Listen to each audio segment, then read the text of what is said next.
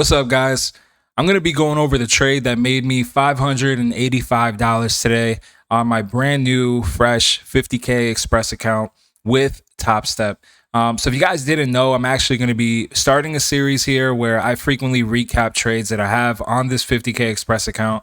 And I'm going to post every single trade on X, which is my Twitter. I'll drop it here on the screen, somewhere in the middle here, so that you guys can follow if you're interested in following the entire journey. Now, I'm not going to be able to do a video recap for all the trades that I take, mainly just because I may be busy doing other things with work and whatever the case may be. So I'll recap as much as I can and kind of actually break down some of these trades in more detail in video format. We're going to do that today. So just to kind of go backwards a little bit, I did not trade yesterday. And the main reason, obviously, is because we had the FOMC interest rate cut decision coming out, which was really highly anticipated news and huge, right? It was in my best interest just not to trade and to wait to see what the decision was for that. So I know where to place myself in this market day in and day out. So we got the anticipated decision, which a lot of people consider to have been a lock, which was that 25 BPS interest rate cut. And what was really interesting about it is it seemed like the consensus on financial Twitter and online was that after we got this FOMC decision, it was going to be kind of like a sell the news type event, which initially was the case. I mean, maybe for the first 20, 30 minutes or so.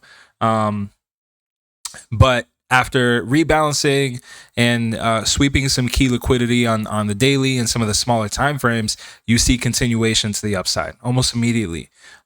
So really impressive to see that, considering we're at all-time highs. You're getting a 25 BPS interest rate cut at all-time highs, and then price really just kind of continued, really just giving me more confidence and comfortability and continuing to take longs intraday in this market, right? And that's what I'm going to continue to do. It's what you guys are going to see me looking for, because I'll just do that until it stops working. So going into the actual day, I'll kind of reveal some of what I have marked here. I've kind of explained this on an old video, but really what I look for is I like to look at price action relative to a couple of things. Relative to the previous day's range, the highs and the lows of the previous day, and then also the overnight range. So Asia and London included. And I like to mark those out, right? So you'll see that with dashed line rays here, where I'll mark out these were the overnight highs of last night. These are the overnight lows of last night. And then I want to look for specifically untapped or unfilled imbalances that we may have on the 4-hour or the 1 hour. Those are going to be of note for me. So one of the imbalances I did mark out was an hourly fair value gap that we did see be created in the overnight. At the time before market opened, we were trading and consolidating in this range here on the hourly for about 4 hours from 5 up until market open, up above this imbalance, right? So again, obviously I was bullish. I was only interested in looking for long. So I was looking for potential areas of entry if we got some rebalance and some continuation into my model being created. So that's what I was looking for.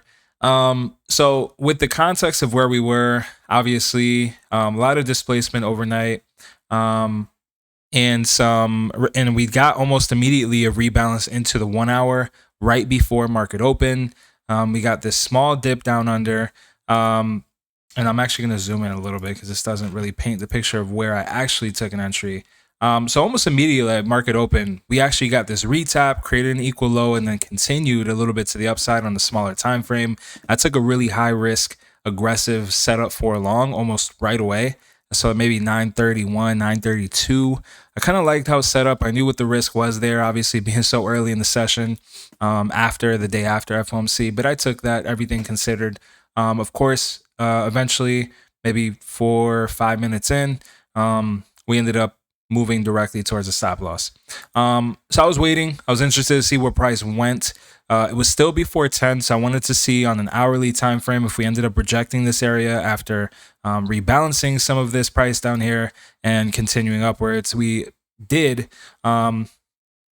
I moved up a little bit on the time frame to the 2 minute just to kind of get a better picture for the way price was moving.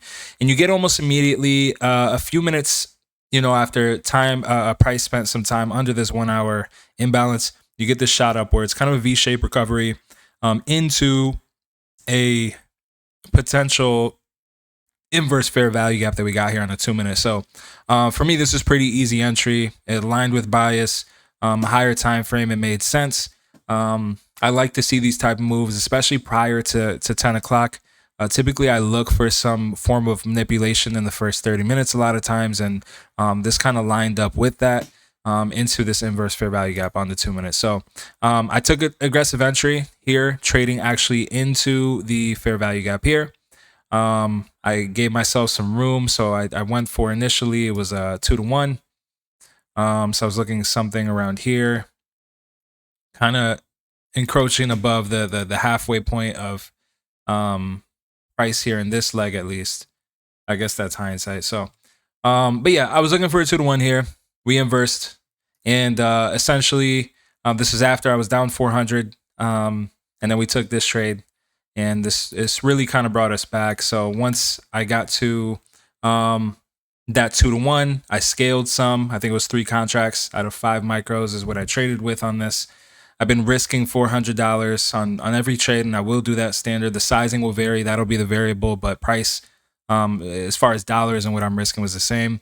Yeah, and you really get this clean move. You got a bit of a rebalance here that kind of tapped into some drawdown here, and then from there it was just kind of smooth sailing. So yeah, so all in all, in the end, it was about a 2.5 R. So I did scale 2 of the contracts I had right around a 2 R. We allowed some runners and went as high as about 3.7 R total with the runners, and then we had some drawdown and hit our trailing stop loss. So in the end, we ended with $600 here net on the day. But again, that was after about $1,000 on that second trade. So overall, really good session. Pretty patient. It was pretty clear what I was looking for. That'll probably be the case for a while. And I think really big takeaway here was just maybe a little bit of patience, I guess, could have been used a little earlier on. But all in all, really wasn't a bad setup. I'd be happy to do it again. I do like to be aggressive early sometimes if the overnight kind of aligns with what my bias is going into the session. Right away it opened. And today it paid off. So we're going to keep doing these type of recaps. I'm going to put everything on Twitter, losses, wins, whether I scale to another payout or I end up blowing the account. I'm going to post everything fully transparently.